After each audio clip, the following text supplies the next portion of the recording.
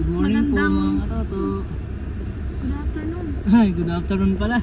Good afternoon everyone. Papasok po tayo ng maaga ngayon. Dapat ang pasok po is 1 o'clock. Pero dahil yung isa nating kababayan ay nagpapatulong kay Katoto na ano daw, maglilipat ng gamit. Naghahakot daw kami ng gamit. Papunta dun sa bago nilang bahay ngayon. At mapapa-wow po kayo talaga kasi hindi mo talaga may expect na after, not yet 1 year Wala pang 1 taon. Yes. Nakakuha na po sila ng bahay. At permanent residence na po sila dito sa Canada. So, ilang month lang po yung pinrases ng papel nila, no? Yes. Wala pa yatang 6 months yung pag-practice ng papel nila. Tapos PR na sila. Then, wala pa silang 1 taon dito. Nagkaroon na sila ng bahay. Yes. So, yun. Yun yung nagpapatunay na dapat focus ka sa goal mo dito sa Canada. Tama. Kahit na gaano pa yan kahirap, dapat focus ka lang. So yun, focus nila magkaroon ng bahay. So yan, nagkaroon sila ng bahay. Diba? Ngayon, pupuntahan po sila pagkahatid ko po kay Commander. After kong mahatid si Commander, yun, pupuntahan ko sila sa inuupahan nilang bahay. Yes, at ipapasilip din ni Katoto yung bahay na nakuha nila. Tapos kwentuhan, tanungin natin sila kung ano yung ginawa nila, tsaka yung pakiramdam nila bilang may sarili ng bahay. Yes. Take note mga Katoto, yung pagpaprocess po ng permanent residence dito ay hindi po madali. Kumbaga, swertihan lang talaga, depende dun sa case ng papel mo. At syempre, yes, at syempre kung yung humahawak po sa papel ninyo. So, nakadepende po talaga doon. So, may mga case po na ganito na madalian ang pagpaprocess, nakukuha agad yung permanent residence nila. May iba naman na ilang taon na, pero hanggang ngayon wala pa rin, yes. So, talagang manalig lang tayo talaga kay God. Siya lang. Yes, siya lang yung pwedeng makatulong sa atin. So, yun mga Katoto, andito na po ako sa trabaho ko. So, pupunta na rin si Katoto doon sa bahay ng ating kaibigan, katrabaho, at kababayan. So,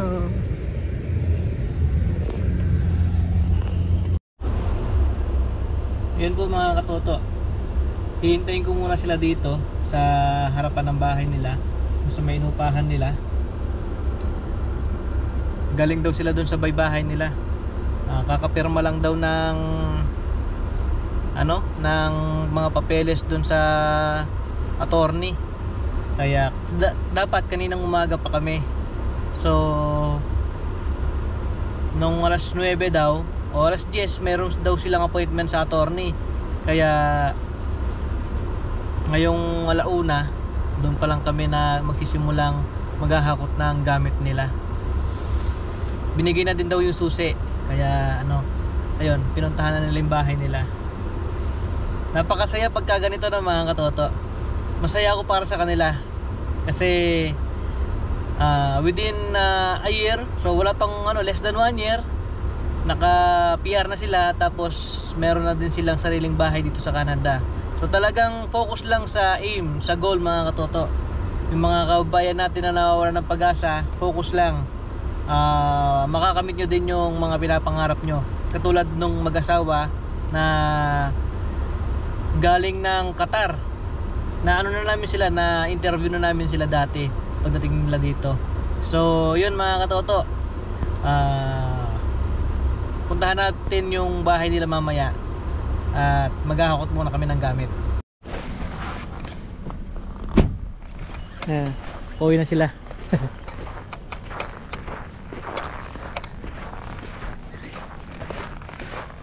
Pre, gandang hapon. Naka-live na. Naka-live na. Nakita. Okay naman. So galing na kayo doon? Galing na kami doon. Oo. Ikaw na lang siguro natin. Reverse siguro. I-back up na lang natin doon? Oo. Sige. Dahan-dahan na kami kanina, pakunti-kunti. Okay. Papasok lang dito. Okay. Yung kuwan lang siguro dalahin natin. Yung sopa lang sa kakuan kasi yun lang naman yung di kasya sa sakyan. Sasakyan. Yung the rest, okay na yun. Okay. Basta yung di kasya dyan pre, ilaglag na dito. Yan. Kakakot na kami mga katoto. I-back up ko lang tong sasakyan para dun sa may harapan ng bahay nila.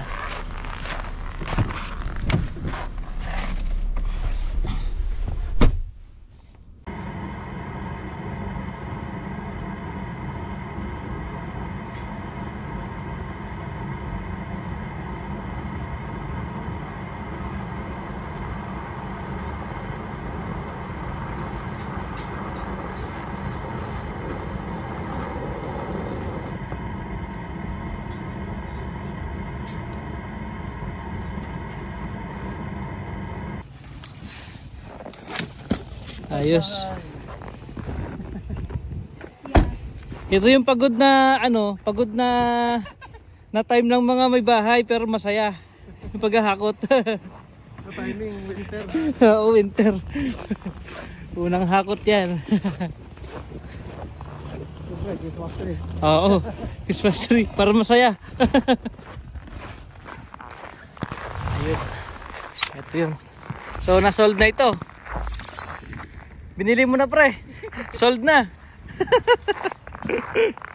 Sold na. Ayan yung bahay nila. Oh, ang ganda ng bahay. Sold na. Binili na. Sold na. Ayos. May terrace pa sa may harapan oh. Pag magkakape. Na Alexa. Welcome to our house. Yes, this is our new. Ayun yung ano niya, garage niya na. Ayos.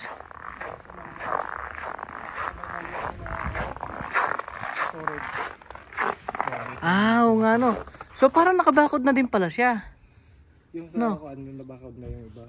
Yan parang Yung daan dyan, daan ito. So tapos hanggang dyan yung property. Tapos hanggang doon sa may puno. Okay. Oo. Tapos dito sa gilid. yung maliit na storage. Oh, bakit mayroong ano dito? Yung daan yan. Daanan? Gusto mo. Ah. Hanggang saan dito yung prior niya? Hanggang dito? So may gilid ng ano? Oh. Maganda pre. Maganda siya. Okay yung ano, okay yung lugar. Panalo. Oh. Ayos, ayos. Pre? Oo, medyo mahal yan. 190 yata.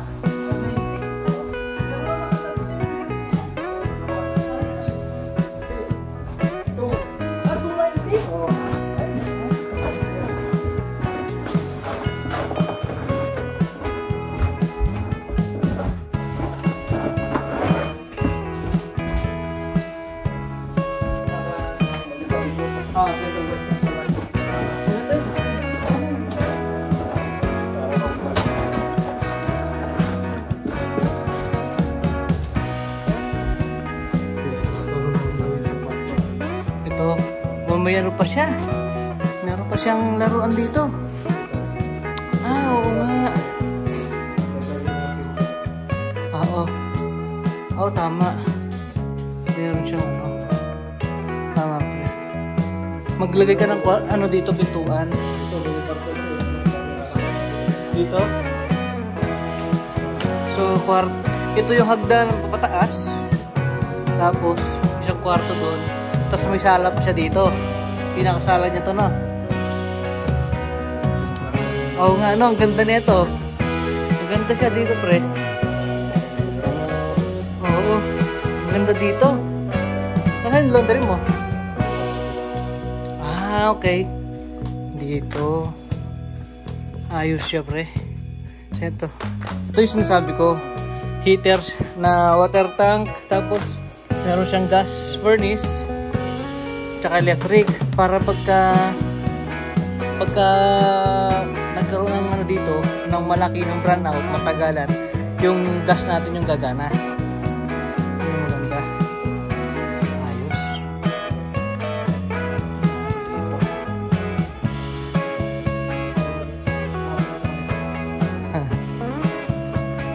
Takas muna. May araw tayo maglilibot dito. Akot muna.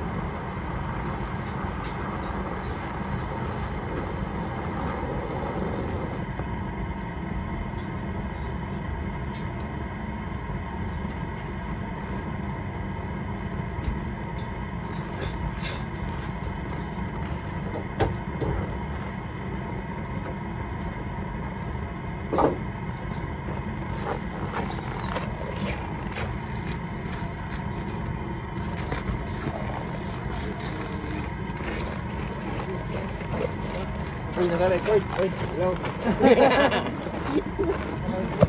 Ako po.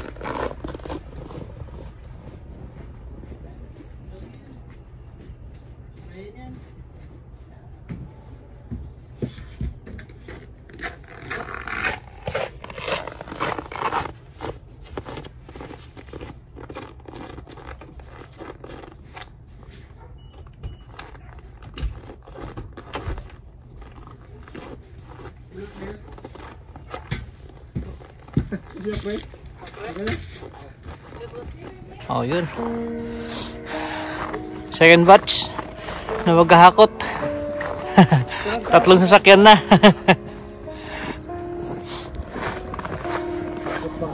Hakot bahay. Nakalak na? Ay, hindi na malak pre. Hindi siya? Okay lang yan, okay lang yan. Pag ganyan na.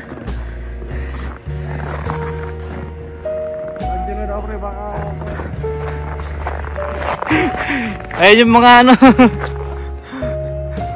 Mga hakot bahay.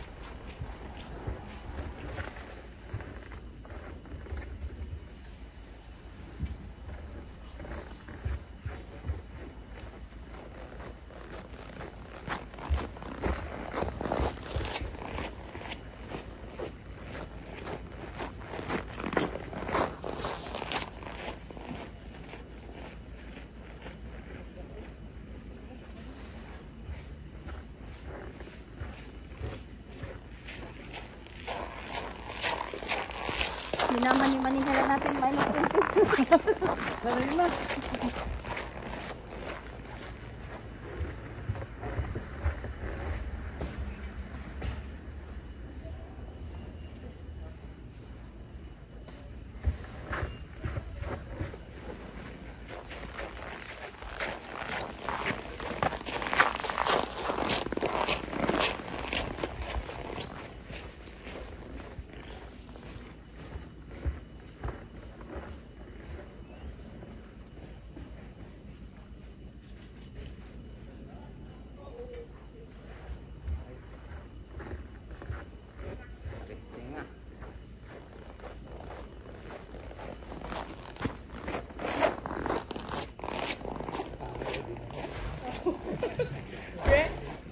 Kaya sa bunggali.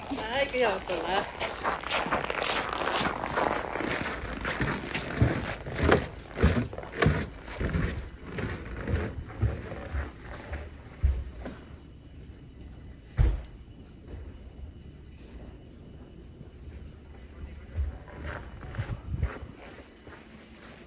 Bukas green yata, no? Okay, bukas.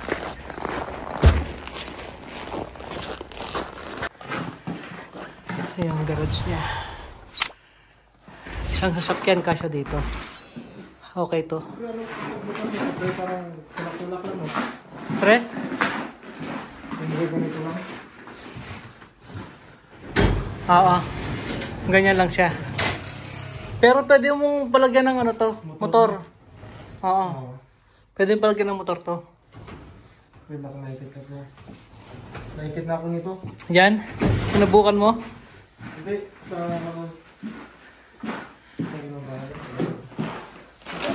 akala ko putol yung kamay ko.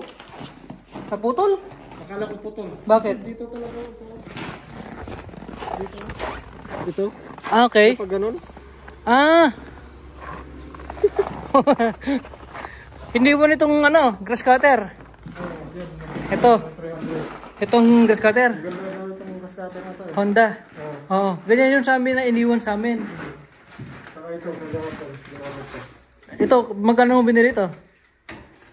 Kuhan yan. Parang 100 to. 100? Ito 200. Ah, okay. Okay na. 300 yung lahat. Oo. Ay, sorry. Ganyan yun sa amin.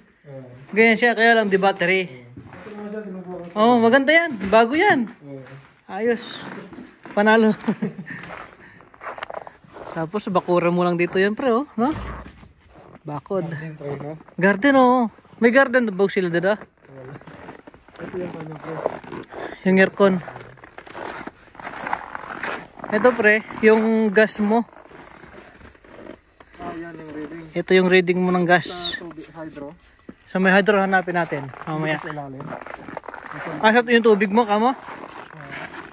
Yung kuryente? Hanapin natin. So may gilid yun, pre. Ay! Ano na yan? Kala na yan? Yung kuryente mo? Nandito yun lang yun, pre. Dito sa likod. Ito. Ayan. Oo. Ito siya. Ito bali yan. Yan na. Picturean mo yan tapos tignan mo yung number niya. Yun ang sabi na ako. Oo. Ganyan lang siya. Ang kondisyon niya pre, okay naman. Oo. Okay to. Wala ka naman nakita ng ano dun, di ba? Yung... Pag umilik ko ito pag malakas na ulan ngayon. Oo. Tingnan mo po yung ulan mo. Okay naman. Maganda dito, pre, oh. May mga outlet ka dito. Lagyan mo ng CCTV dito. Kahit pa ganyan, no?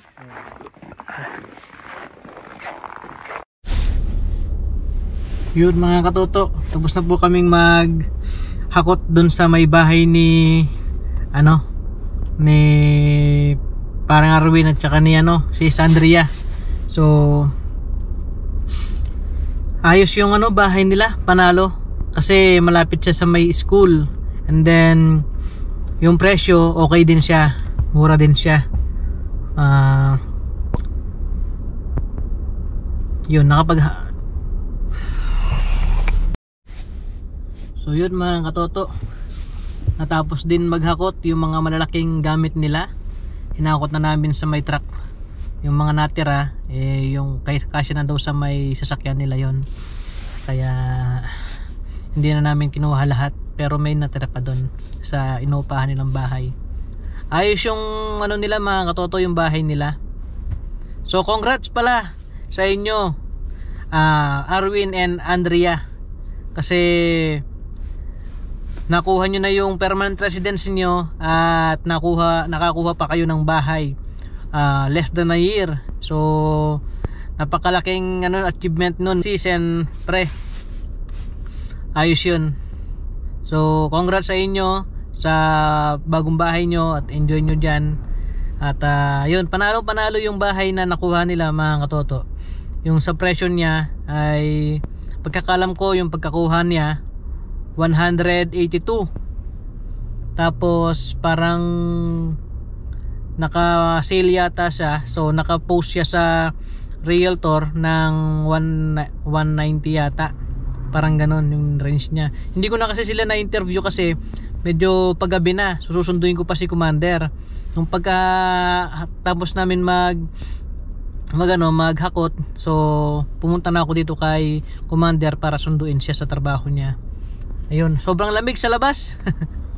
Kasi minus 17 ngayon. Masakit sa paa, tsaka sa kamay, tsaka sa mukha yung temperature, yung lamig. Kaya medyo parang pagod yung pakiramdam. Pero okay lang, enjoy lang, kasi magandang achievement yun para sa kanila, sa mga kababayan natin na nakapunta dito sa Canada at nagkaroon na ng permanent residence at nagkaroon pa ng bahay less than a year. Na-achieve nila yun. Talagang kapag focus ka talaga sa goal mo sa buhay, makakamit mo talaga siya. Kumbaga walang imposible. Talagang ipon, talagang dedikasyon para sa pangarap, makukuha mo. Tulad nila, wala pang isang taon dito, nakakuha na sila ng sarili nilang bahay. So di ba? Sana maging inspirasyon 'yon sa mga kababayan natin na nangarap din na kumuha ng bahay. Tiyaga lang at ipon-ipon lang para makakuha kayo ng sarili nyong bahay, para yung binabayad nyo dyan sa sa may apartment nyo, ibayad nyo na lang sa bahay na makukuha nyo. Ganun siya. So kasi yung sa kanila mga katoto, nangungupahan sila ng, kung di ako nagkakamali, 900. Tapos yung bahay nila, so sabi nila sa akin 1,200 daw yung babayaran nila monthly. So ngayon dagdag na lang sila ng di ba, ng 300. So sa kanila na yung bahay. Ganun yung mindset sana ng mga kababayan natin, na lalo na yung mga matataas yung binabayaran sa apartment nila, na dapat mag-ipon na ng pang down ng bahay, and then para hindi ka na magrenta ng bahay, so babayaran mo na lang yung sarili mong bahay. Darating yung panahon, matatapos mo yun, sa yun pa, di ba, investment. So ganun yun mga katoto. Yun, masaya yung paghahakot. Pagod pero masaya, kasi achievement sa buhay yung ganon. Naranasan din namin kasi ni Commander yung ganyan mga katoto, na nangungupahan kami, pero nung talagang desidido na kami na kumuha ng bahay, so nagpursigi kami na kumuha ng bahay. Nagtiis kami, nag-ipon, lahat ginawa namin para makapag-down ng bahay. So yun, masaya sa pakiramdam yun mga katoto, yung pakiramdam na achievement sa buhay. So yun, congrats sa inyo. Congrats sa kay paring Arwin at kay Sis Andrea. At sa mga manonood nito, sana ma-inspired kayo sa kwento ng buhay nila, sa journey ng buhay nila dito sa Canada, na maging inspirasyon nyo na balang araw makakuha din kayo ng sarili nyong bahay. Yun pala mga katoto, yung bahay nila malapit din sa school ng elementary. So maganda rin yun para maganda rin yun para sa bata, kasi meron silang anak na nag-aaral ng kinder yata ngayon, tapos mag grade 1 na sa next year. So yun mga katoto, ayos. Congrats sa inyo and God bless. Bye-bye.